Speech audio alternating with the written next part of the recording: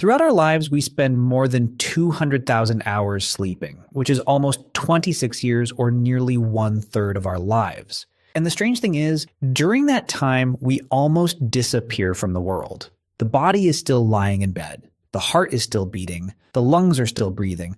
The brain is still working. But you, the feeling of existing, observing, and living in this world seems to shut off, then suddenly returns the next morning.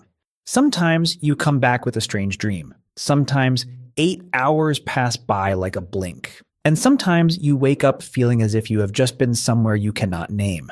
That is why human curiosity about sleep has lasted for thousands of years, from ancient civilizations, philosophers, and theologians, to modern laboratories with 21st century brain scanners. So when you close your eyes every night, where do you really go? Welcome back to Apex. Today, we will follow the most mysterious journey human beings go through every night. To answer the question of where our mind really goes when we fall asleep, the first step is to take apart a default belief that almost everyone thinks is true. It is a misunderstanding that has existed for centuries. The belief that when you close your eyes, your body and brain are simply resting, and sleep is nature's way of helping the body recover. But if we look at it from the perspective of biological evolution, this explanation reveals a huge gap. Imagine you are a living creature in the wild tens of thousands of years ago. When you fall asleep, you completely lose awareness of your surroundings. Your muscles relax, your vision shuts off, and your hearing drops to a very low level. You become completely helpless and unable to defend yourself. For any animal, willingly entering an unconscious and unprotected state for 7 to 8 hours every day would be extremely dangerous. A deer that sleeps too deeply could become prey for predators. A primate that loses awareness for too long could fall from a tree. If sleep were only for resting the body and saving energy, why did evolution not choose a safer way? For example, simply lying still, relaxing the body, but still staying alert enough to observe the surroundings. The fact that nature forces us into such a risky state proves that sleep is not just recharging the battery. Something else must be happening. A process so important that the body is willing to trade its own safety in order to carry it out. And to understand that process, we need to look at what really happens inside the brain when you close your eyes. When you go to sleep, you do not simply drift into an empty void. Sleep is actually a rhythmic journey, divided into two main states that switch back and forth throughout the night. Non-rapid eye movement sleep, or non-REM, and rapid eye movement sleep, or REM. When you first doze off, you enter the non-REM stage. During this stage, your heart rate slows down, your body temperature drops, and your brain waves gradually become calmer and longer. Your body is truly relaxing and focusing on repairing physical cells, restoring the immune system, and rebuilding muscle tissue. This is the stage where the idea of rest shows up most clearly. But after moving through the cycles of deep non-REM sleep, a sudden shift happens. You enter REM sleep. And what scientists discovered next was even stranger. During REM sleep, if someone looked at you, they would see your eyeballs moving quickly under your closed eyelids. Inside your skull, your brain is not resting at all. Brain scans show that electrical activity in the brain bursts with intensity, power, and chaos, almost the same as when you are fully awake and focused on solving a difficult problem. The brain is consuming a huge amount of oxygen and energy, and yet, right when the brain is working at its most intense level, it sends a signal down to the spinal cord to freeze your entire body.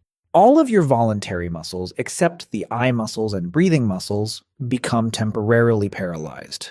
Why does this safety lock exist? The answer is simple. During REM sleep, the brain creates extremely vivid images, experiences, and dreams.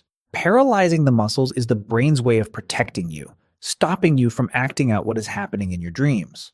If you dream that you are running away or fighting, the paralysis keeps your body still in bed, instead of suddenly getting up and running into something. And sometimes this mechanism has a small error. If you suddenly wake up but the brain has not unlocked your muscles yet, you enter a state where your mind is fully awake, but your body cannot move. Guess what that is? That is the phenomenon known as sleep paralysis, which people often talk about in folk beliefs. There is no supernatural force involved. It is only a delay of a few seconds between your brain and your muscle system. If the brain has to work at full power during part of the night, then what exactly is it busy doing? Try to imagine that your brain is a computer. From the moment you wake up until the moment you go to bed, you take in a huge amount of information.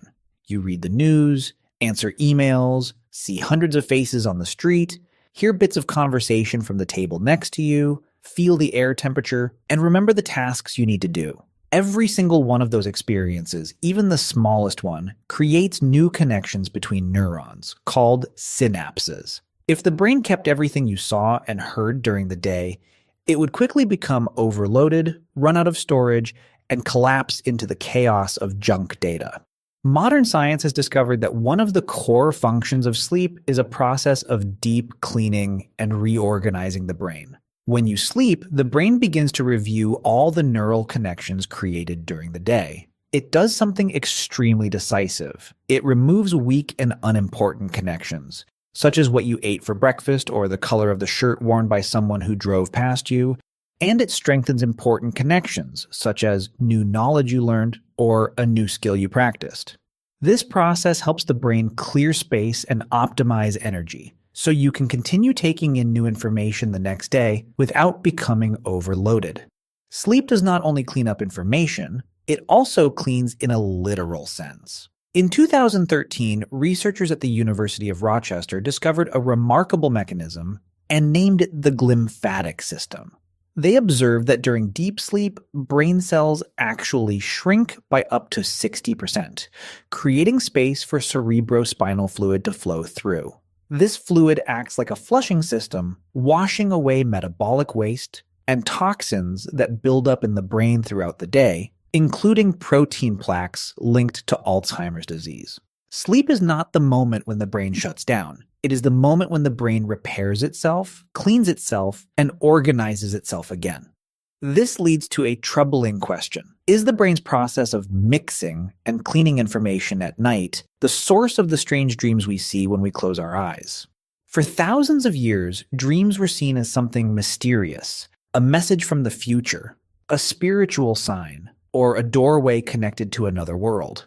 But from the perspective of modern neuroscience and psychology, dreams have a much more practical and specific role. When the brain reorganizes information and memories during REM sleep, it does not work silently. It connects old and new memory fragments, suppressed emotions, and random thoughts together. Dreams are the way our conscious mind sees the data processing work happening in the background of the brain. But dreams are not just random disorder. They act like a natural form of psychological therapy that happens every night. During the day, you may face pressure, anger, confusion, or anxiety. The brain uses dreams to create a safe virtual reality space. In that space, it tests and processes these complex emotions without having to face any real-life consequences. For example, if you are worried about an important presentation during the day, you may dream that you are standing on stage but completely forget your script. If you experience psychological trauma, the brain may replay that event in different forms. This is the mechanism behind nightmares. Nightmares are not signs of bad luck. They are often the result of the brain trying to process a large amount of stress, tension, or unresolved fear from your waking life. It is trying to digest those negative emotions. Besides that, we also have vivid dreams. Dreams that feel so sharp and real that when you wake up, you need a few minutes to realize they were only dreams. These dreams often happen when the brain is highly active during the final REM cycle of the night, creating emotional and connected stories that combine your deepest desires with your real-life experiences. Our brains have been programmed to carry out this cycle of sleeping and dreaming since the earliest days of human life. But have you ever wondered, why do modern people find it harder and harder to sleep, and why do they seem to have more nightmares? Very likely the answer lies in the fact that we are forcing our bodies to sleep in a way that goes against our biological design.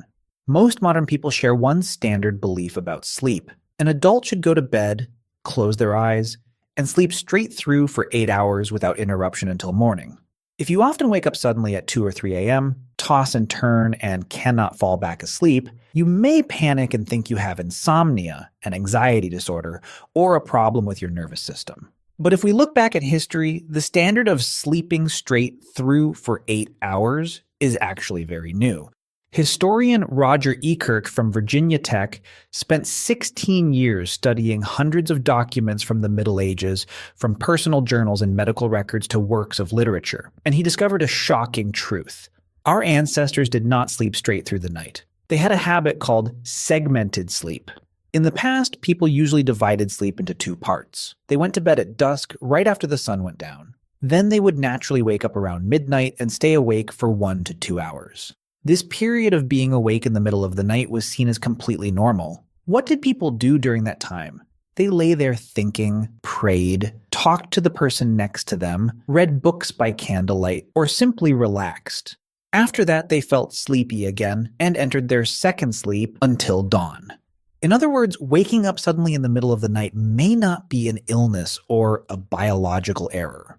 It may very likely be a call from your ancient nervous system, a habit that has been programmed into human DNA for thousands of years. So what changed everything? It was the arrival of artificial light, electric bulbs, and especially the Industrial Revolution. When factories began operating, human work schedules were forced into fixed time structures. People were pushed to gather all their sleep into one single block of 7 to 8 hours to fit daytime work shifts. Alarm clocks and blue light from screens tricked the brain and disrupted the natural circadian rhythm. Our living environment has changed too quickly compared to the speed of our body's evolution. Your body was not designed for the rhythm of modern life. It is being forced to adapt, and this forced adaptation has consequences. Rates of chronic sleep deprivation, anxiety, depression, and physical exhaustion are rising. We stay up later, sleep less, and take away the most valuable time the brain needs to do a job that is extremely important for human psychology. Something else happens when you sleep, something deeper than cleaning memory or restoring energy. It is the reset of your own psychological identity.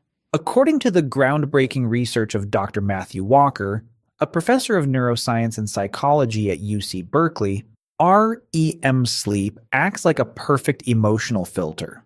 When you go through a bad event during the day, getting criticized by your boss, breaking up with someone you love, or arguing with a friend, your brain stores that event together with a very high level of stress hormones, such as cortisol. You feel hurt, angry, and emotionally suffocated, but when you enter REM sleep, a chemical miracle happens. During this stage, the brain actively stops producing norepinephrine, a chemical linked to stress and anxiety. This means the brain takes painful memories from the day and processes them in a completely calm chemical environment without panic. Sleep separates the negative emotional layer from the memory. It helps you remember the event, but with much less emotional pain. That is why people often say, just get some sleep, things will feel different in the morning. Science has proven that this saying is completely true. When you wake up the next morning, the event is still there, and your memory of it is still intact, but the emotional weight pressing on your chest has become much lighter. The brain has automatically cooled down your emotions while you were completely unconscious. Every night, through the process of filtering out unnecessary memories, strengthening new knowledge, and adjusting emotional intensity, the brain is quietly reshaping your perception of the world and of yourself. Your attitude toward a person, your reaction to an event, the way you judge a difficulty, all of these can change after a long sleep. So in the end, when you close your eyes every night, where do you really go? The answer is you do not go to another dimension, and you do not wander into an imaginary world. You go inward. You enter the maintenance and editing room of your own mind. This leads to a troubling thought, but also a very fascinating one. If consciousness, your thoughts, personality, emotions, and memories is what makes up you, then every night, this process is temporarily paused. Your consciousness disconnects. Your identity dissolves into dreams, neural impulses, and quiet waves of cleaning that happen in the dark. During those hours, the brain automatically decides which pieces of memory get to stay, which information gets thrown away, which fears need to be soothed, and which emotions need to be changed. It sharpens and rebuilds your thinking system. Then the sun rises. You open your eyes, and consciousness returns. You step out of bed and naturally believe that the person who just woke up is the same person who went to sleep last night. But in reality, from the perspective of neural connections and psychology, the version of you from yesterday no longer exists in its original form. A new version has been updated, carrying softened emotions, selected memories, and a slightly different neural structure, officially stepping into a new day. Sleep is not shutting down. Sleep is the process in which we continuously break ourselves down and build ourselves back up again. Thank you for watching today's video from Apex. What do you think about our journey every night? Do you often wake up in the middle of the night or have vivid dreams? Leave a comment and share your thoughts below. Don't forget to hit like, subscribe to the channel, and turn on notifications so you do not miss the next journeys into psychology. Goodbye, and see you again.